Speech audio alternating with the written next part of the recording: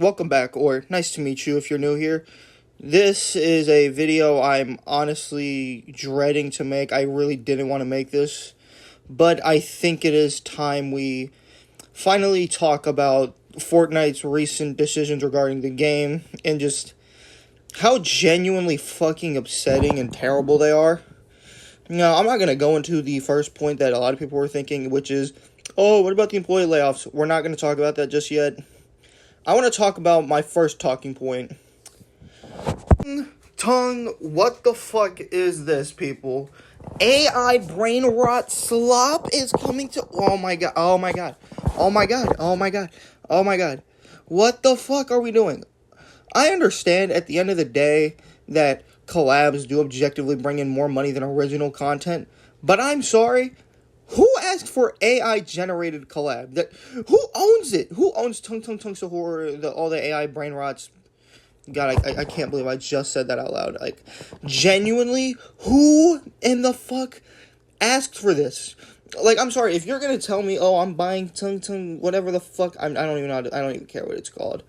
If you're telling me with a straight face you're buying the AI brain rot shit, you're just a fucking idiot. Tim Sweeney, you need to be fired. You need to honestly step down as CEO of this company. Honestly, I'm not going to be one of those kind of sickos who is going to be like, I wish you get shot and, decapitated and impaired in like a genuine way. But I wish for the best for you health-wise. I hope that you lose your job. I hope that, all the terrible things you've done and said in the past comes out. Because we know you have some skeletons in your closet. Now, I want to first start off with the first major one, which is your defense of a certain type of thing I'm not allowed to say on this platform.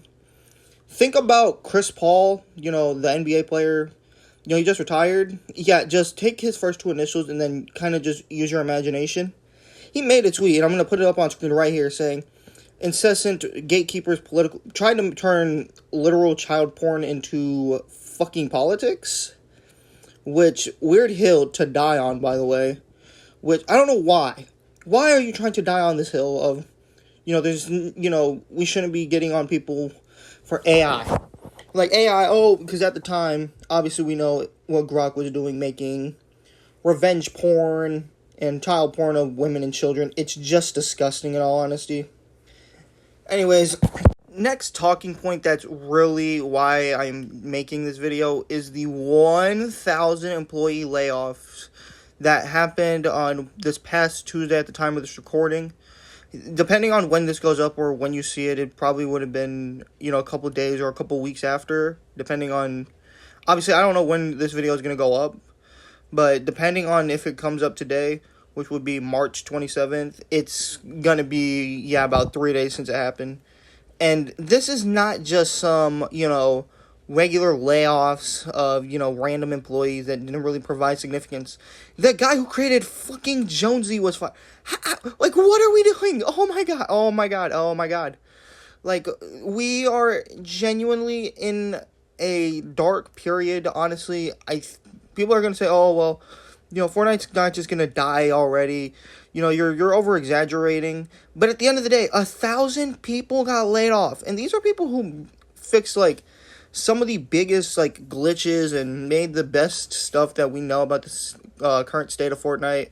That being, obviously the Simpsons season, the South Park collab, the current season. The guy who even made the storyline got fired, too, which it's like, what are we doing? What are we doing? Tim Sweeney, you as a CEO, as an owner, as a businessman, I don't respect you. I hope you lose your job. Again, like I reiterated earlier, you're not somebody that deserves respect because it's clear you don't respect the, children and the families of the employees that are now going to be affected by this firing. Because people are going to try to be like, oh, well, you can use the fact that you work. Again, that is not how fucking employment works. Unemployment, the epidemic in the United States, where the Epic Games headquarters is more than likely located, is a real thing. Like, there are hundreds, if not millions of people that lose their job every day. Guess what? I work a job. I would know. Every day, somebody gets laid off from a job. And I'm not saying this happens in my job, but it happens frequently in most other places. Like, come on, guys. Like, what are we doing? And then you got people on Twitter saying, oh, well, you don't know how the business actually works. You can't really, make a statement on it. Like, how? How do you just lay off 1,000 employees? I can understand if it was maybe like 20 people, 30, maybe even 100. But 1,000 people are now out of work.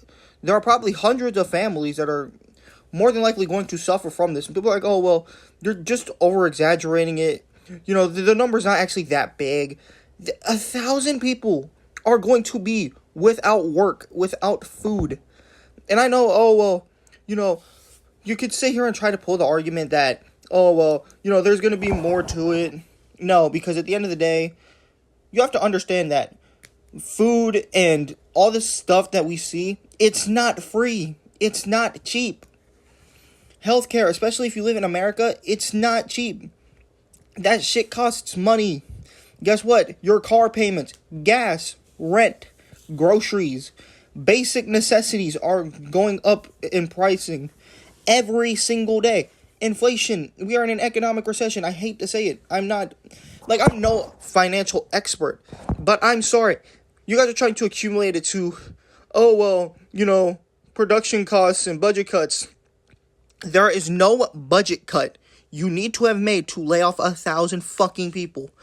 You know why you are out of money, Epic Games? Because you wanted to spend all these billions fighting Google and Apple and giving all these money to people with collabs and wondering, wow, why don't we have any money?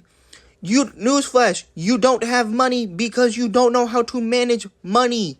It is okay. Not everybody knows how to learn finance. It's okay. We all don't have financial education. I will admit, I am not the smartest with my money. But do I know a thing or two on how to use my money? Yes. I know that you don't blow your money away on stupidity because when you need it the most, it's there.